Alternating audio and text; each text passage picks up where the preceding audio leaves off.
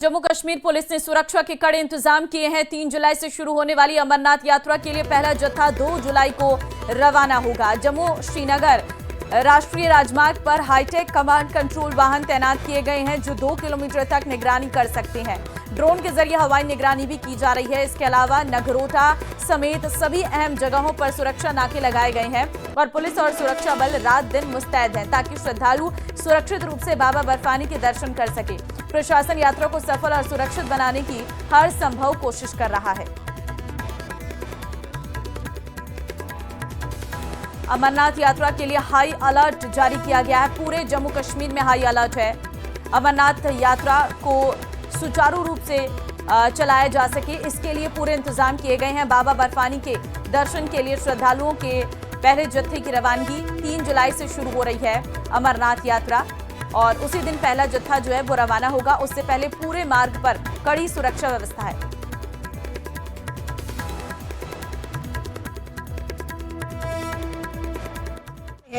जहां से देश भर से आने वाले यात्री बालटाल और पहलगाम पहुंचेंगे। और बता दें आज से ही सुरक्षा चार चौबंद कर दी गई है। हर आने जाने वाली गाड़ियों को खंगाला जा रहा है और पूछताछ जो है वो की जा रही है कहां से आए हैं और कहां उनको जाना है, क्योंकि कुछ यात्री जो है वो पहले ही यहाँ पर पहुंच चुके हैं। और सबसे बड़ी बात है कि बार बार ये जम्मू कश्मीर पुलिस के सीनियर अधिकारी जो हैं उनके द्वारा कहा गया है कि बिना कार्रवाई के वो अमरनाथ यात्रा ना जाए। ये स्थानीय लोग हैं, आधार कार्ड खंगाला जा रहा है, पूछताछ की जा रही है। ये नेशनल हाईवे है, किस तरीके से यहाँ पर जो है पूछताछ की जा रही है इनसे कि ये कहाँ से लोग आए हैं, कहाँ जाना है। सबसे बड़ी बात है कि बार बार ये कहा जा रहा है, आप देखिए किस तरीके से जो है वो गाड़ियों की जाँच की जा रही है। और सबसे बड़ी बात है कि सुरक्षा तंत्र को जो सरकार है उन्होंने बेहद मजबूत किया है। केंद्र सरकार ने बड़े निर्णय लिए थे जब पहलगाम अटैक हुआ था, उसके बाद से ये हमले के बाद पहली यात्रा है और जो सुरक्षा एजेंसियां हैं वो बेहद ज्यादा चौकस है। इस बार अमरनाथ यात्रा 2025 के लिए जम्मू श्रीनगर राष्ट्रीय राजमार्ग NH 44 पर सुरक्षा व्यवस्था को और मजबूत करने के लिए आधुनिक कमांड कंट्रोल वाहन तैनात किए गए हैं। इन वाहनों में विशेष कंट्रोल रूम स्थापित किए गए हैं जो हाईटेक कैमरों से लैस हैं। ये कैमरे 2 किलोमीटर के दायरे में सड़कों और आसपास के वन क्षेत्र में होने वाली हर गतिविधि पर नजर रखने में सक्षम है। पुलिस अधिकारियों का कहना है कि श्रद्धालुओं की सुरक्षा के लिए हर संभव प्रयास किया जा रहा ताकि यात्रा सुगम और सुरक्षित रहे। साल 2025 की अमरनाथ यात्रा की तैयारियां पूरी तरह से हो चुकी हैं और बस कुछ ही दिन बाकी है जब देश भर से बाबा बर्फानी की यात्रा के लिए श्रद्धालु यहां पर पहुंचेंगे। जम्मू कश्मीर पुलिस भी पूरी तरह से तैयार है। तस्वीरों में देखिए जिस कमांड व्हीकल के सामने मैं इस समय मौजूद हूं, ये वो कमांड व्हीकल है जिसके अंदर से एक कंट्रोल रूम है जिसमें CCTV कैमरा लगे हैं। और सबसे बड़ी बात है कि आप देखिए ये जो गाड़ी के ऊपर कैमरा लगा, ये हाई डेफिनेशन कैमरा है। ये मूविंग हो जाती है, जब ये गाड़ी रुकती है तो ये कैमरा नीचे आ जाता है और जहां तक भी इसको अपने दायरे को कवर करना होता है ये CCTV कैमरा जो है वो कवर करता है।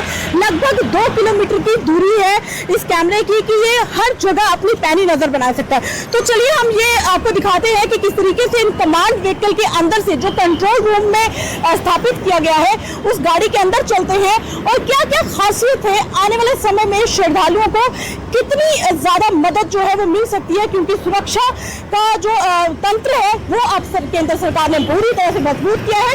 तो चलिए गाड़ी के अंदर चलते हैं और आपको बताते हैं कि ये जो कमांड व्हीकल है इस व्हीकल के कितने ज्यादा फायदे हैं। मैं जरूर ये दिखाने की कोशिश करूंगी कि सर मैं जरूर जानना चाहूंगी कितने किलोमीटर की रेंज है अगर यात्री या हाईवे पे जो कैमरा आपने इंस्टॉल किए हैं, जिस तरीके से कमांड व्हीकल के ऊपर कैमरा है, तो ये कितनी रेंज है ये मैं जरूर जानना चाहूंगी। साथ में आप 2 से 2.5 किलोमीटर की रेंज को कवर करता है मैम ये PTZ कैमरा। साथ में दिखाते भी रहे। हाँ जी बिल्कुल मैम जी। जैसे ये है, ये चले गया कम से कम अब 2 किलोमीटर के एरिया में तो होगा ये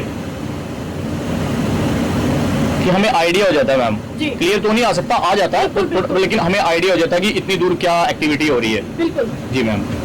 तो ये 360 डिग्री राउंड करता है मैम। तो ये हम कितनी पहले फोकस कर सकते हैं और क्या क्या दिख सकता है इस कैमरे में, इस गाड़ी में? मैम जो भी एक्टिविटी हो रही होगी कैमरे के सामने मैम, जो विजुअल जो दिख रहा होगा तो वो हमें दिख जाएगा आराम से इस कैमरे पे। स्क्रीन पे दिखाने की कोशिश करेंगे आप? जी मैम ये देखिए, जैसे ये एक हाइडिंग एरिया ना मैम, ये हाइड हुआ एरिया है। इधर हम बिल्कुल क्लोजली हम नजर रख सकते हैं। ये कोई 1 किलोमीटर दूर है। ज्यादा है सर।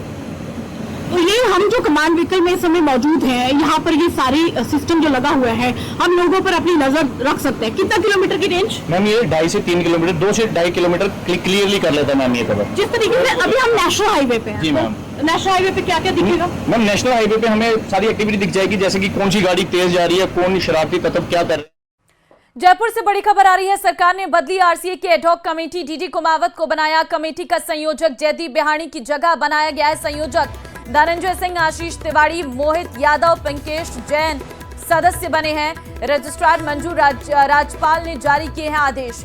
तो बड़ी खबर इस वक्त हम आपको दे रहे हैं, जहां डीडी कुमावत को अब कमेटी का संयोजक बनाया गया है। जयदीप बिहाणी की जगह उन्हें संयोजक बनाया गया है। जयदीप बिहाणी का विरोध जो है वो काफी ज्यादा देखने को भी मिला था। धनंजय सिंह, आशीष तिवारी, मोहित यादव सदस्य बनाए गए हैं। रजिस्ट्रार मंजू राजपाल ने इसके आदेश जारी कर दिए हैं। तो आरसीए की एडहॉक कमेटी सरकार ने बदली है। रोशन संवाददाता, रोशन अपडेट दीजिए जरा, सरकार ने आरसीए की एडहॉक कमेटी बदली है। जी बिल्कुल, ये कहा जा सकता है कि आरसीए से जुड़ी हुई ये बड़ी खबर है। जिस तरीके से पिछले दिनों जो एडहॉक कमेटी, और कहा जा सकता है कि जो आरसीए की जो कमेटी है, इनके बीच में विवाद हुआ। जयदीप बिहाणी कई कहा जा सकता है कि एडहॉक कमेटी के जो अध्यक्ष थे, उनको लेकर कई जो संयोजक थे, उनको लेकर जो कई तरीके के जो सवाल खड़े हुए। उसके बाद में राज्य सरकार ने जो आरसीए की एडहॉक कमेटी है उसमें बड़ा बदलाव किया है।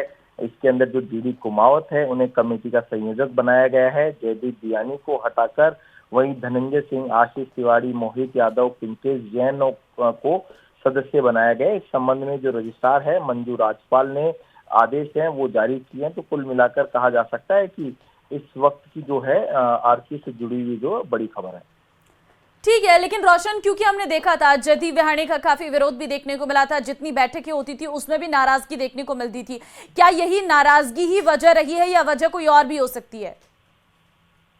जी बिल्कुल, देखिए मुख्य जो वजह है वो यही रही है। जिस तरीके से राजस्थान में कहा जा सकता है कि जो क्रिकेट का जो आयोजन हो, उसको लेकर भी जो जयदीप बिहाणी ने लगातार जो है सवाल उठाए। इस दौरान जयदीप बिहाणी कहा जा सकता है और जो आरसीए की कमेटी है, इनके बीच में आपस में भ्रष्टाचार के जो आरोप लगे, विवाद हुआ। और कहा जा सकता है कि विगत दिनों जिस तरीके से मानसरोवर स्टेडियम स्थित जो केएल के अंदर बैठक हुई थी, उसके अंदर भी आपस में जो है काफी विवाद हुआ। तो ऐसे में राज्य सरकार ने कहा जा सकता है कि जो जयदीप बिहाणी संयोजक थे, उन्हें हटाकर जो डीडी कुमावत है उनको